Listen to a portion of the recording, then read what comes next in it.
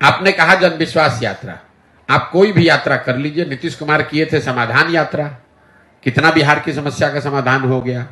अभी राहुल गांधी कर रहे हैं न्याय यात्रा, कितना बिहार के लोगों को न्याय मिल गया। तो इनके जन विश्वास यात्रा करने से क्या होगा? सबसे ज्यादा विश्वास आपने तोड़ा 30 वर्ष से लालू नीतीश का ही राज है इस देश में, इस बिहार में। 30-32 वर्ष में बिहार से गरीबी कम नहीं हुई, पलायन रुका नहीं, बच्चों की पढ़ाई की व्यवस्था हुई नहीं, रोजगार मिला नहीं। तो अब किस विश्वास की बात कर रहे हो? जनता इतनी बेवकूफ नहीं है। आएंगे विश्वास यात्रा में, भीड़ दिखेगी, पैसे के बल पर, काडर जात के नाम पर कुछ लोग इकट्ठा हो जाएंगे, उससे कोई फर्क नहीं पड़ने वाला है। काठ की हांडी बार बार नहीं चढ़ाई जा सकती है। जिन लोगों ने आरजेडी को, लालू जी के, उनके बच्चों की सरकार को देखा है, वो जानते हैं कि ये लोग जात पात, हिंदू मुस्लिम और भ्रष्टाचार गुंडागर्दी से ऊपर उठकर राजनीति नहीं कर सकते हैं। वो आरजेडी का कैरेक्टर है। इन 4 चीज से ऊपर उठकर आरजेडी के लोग राजनीति नहीं कर सकते हैं। तेजस्वी यादव उससे अलग नहीं है। लालू जी के बयान पर कोई टीका टिप्पणी करना बेईमानी है। लालू जी अपने बयानों और इस तरह के वक्तव्यों के लिए जाने जाते हैं। जहां तक परिवारवाद का सवाल है, बिल्कुल ये बहुत बड़ा घुन है, दीमक है, जो राजनीति को सिरे से बर्बाद कर रहा है।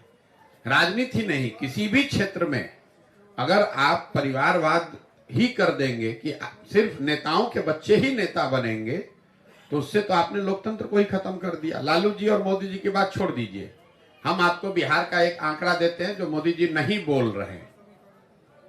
बिहार में पिछले 30 वर्ष में जितने लोग सांसद और विधायक बने हैं, किसी भी दल से बने हों, वो सिर्फ और सिर्फ 1250 परिवार के लोग ही यहां विधायक और सांसद बने हैं। दल कोई भी हो, आप लालू जी के परिवार, रामविलास जी के परिवार की बात करते हैं, आप अपने स्तर पर देख लीजिए, कोई ऐसा विधानसभा नहीं है, कोई ऐसा लोकसभा नहीं है जहां 2, 4, 5 परिवारों का दबदबा नहीं है। मैं अभी आपको एक उदाहरण देता हूं। मोदी जी को अभी आ रहे हैं चंपारण में, तो उनको इस पर बयान देना चाहिए। परिवारवाद के खिलाफ में है भाई। बिहार में भाजपा का अध्यक्ष कौन है? सम्राट चौधरी जी। सम्राट चौधरी कौन है? इनके बाबूजी हैं शकुनी चौधरी। आप बिहार के होने के नाते इस बात को समझिए, इतने हल्के में मत समझिए कि इनके बाबूजी थे तो हम परिवारवाद की बात कर रहे हैं। परिवारों का कैसे यहाँ के राजनीति पर कब्जा है, मैं वो समझा रहा हूं। जब इस राज्य में कांग्रेस का शासन था, तो शकुनी चौधरी जी उस समय विधायक और मंत्री थे। जनता कांग्रेस से नाराज हुई, लालू जी का शासन लेकर आई, तो शकुनी चौधरी जी लालू जी के भी शासन में विधायक और मंत्री बन गए। जनता लालू जी से नाराज हुई, नीतीश जी का शासन लेकर आई, तो शकुनी चौधरी जी नीतीश जी के भी सरकार में विधायक और मंत्री बन गए। जनता ने जब नीतीश कुमार को हराया, मांझी जी मुख्यमंत्री बने, तो शकुनी चौधरी जी उसमें भी विधायक और मंत्री रहे। और आज अगर भाजपा को वोट पड़ रहा है, तो भाजपा को भी कोई दूसरा व्यक्ति नहीं मिला, उसको भी शकुनी चौधरी का लड़का ही मिला। तो आप समझ रहे हैं कि हम कांग्रेस को हराए, लालू जी को हराए, नीतीश को लाए, मांझी को लाए, भाजपा को लाए, लेकिन एक ही परिवार है जो कि रूल कर रहा है।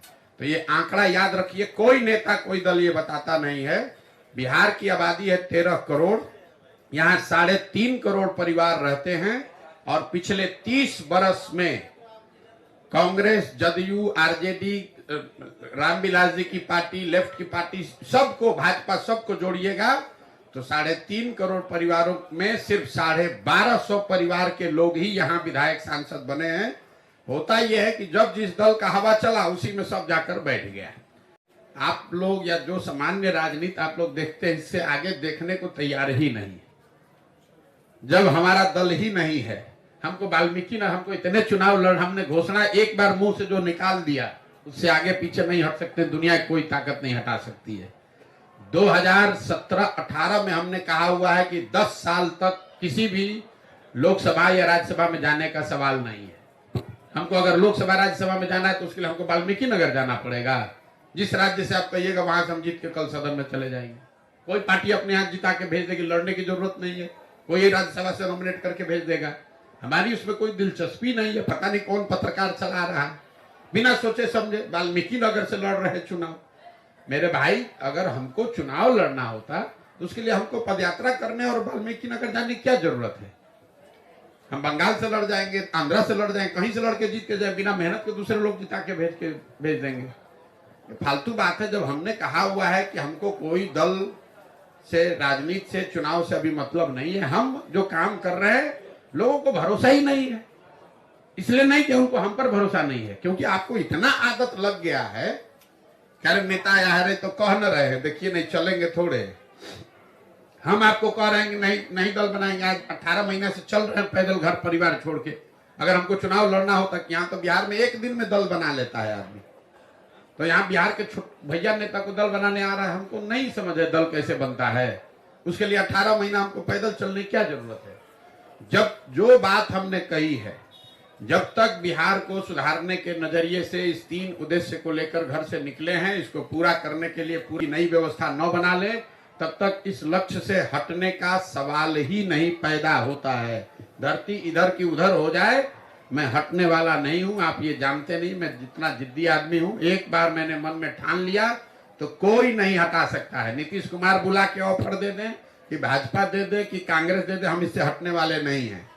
हमने सब 10 वर्ष संयुक्त राष्ट्र संघ में काम किया, 10 वर्ष चुनाव का काम कराया राजनीति का। उसके बाद अब तय किया है कि अब मेरे जीवन का लक्ष्य है बिहार में सुधार। के विदेश जाने से बिहार में कंपनियां आएंगी और लोगों को रोजगार मिलेगा। 18 साल के बाद नीतीश कुमार विदेश जा रहे हैं इन्वेस्टमेंट लाने। कहां जा रहे हैं पता है? स्कॉटलैंड।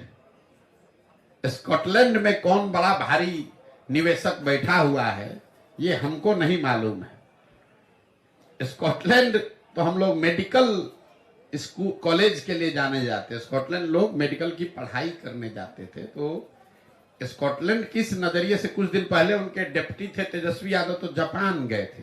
कितना रुपया आया वहां से? आप तो पत्रकार हैं, कुछ जानकारी रखे होंगे। जापान से कितना जापानी निवेशक आ गया यहाँ।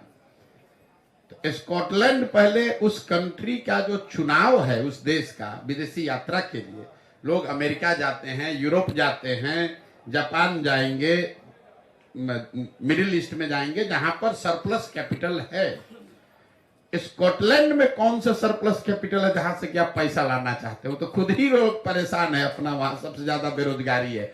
2000, अब यहाँ ये बेमानी बात है, सहरसा में बैठ के 2008 के विश्वव्यापी जो आर्थिक मंदी का दौर आया था उसमें स्कॉटलैंड जैसे देश सबसे ज्यादा प्रभावित हुए थे। ये जो जहां वो जा रहे हैं मैं जानता नहीं हूं लेकिन किस वजह से जा रहे हैं, लेकिन वो जगह में चिकित्सा के क्षेत्र के लिए जाना जाता है, न कि इन्वेस्टमेंट के लिए। अब बाकी इंटरप्रिटेशन आप खुद से लगा लीजिए कि क्यों जा रहे हैं।